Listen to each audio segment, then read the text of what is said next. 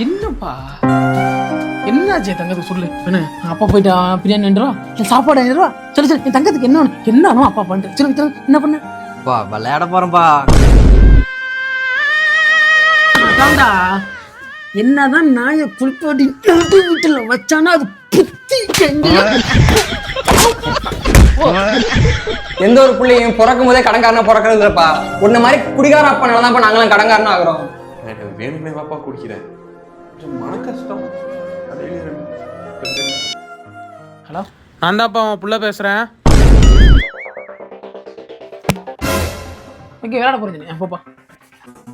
யாரா ஸ்னேகமானாடா? அது யாருப்பா? யாரா நீ சுத்தமானா? இது யாருப்பா? இந்த யாரோ பிரியமானா?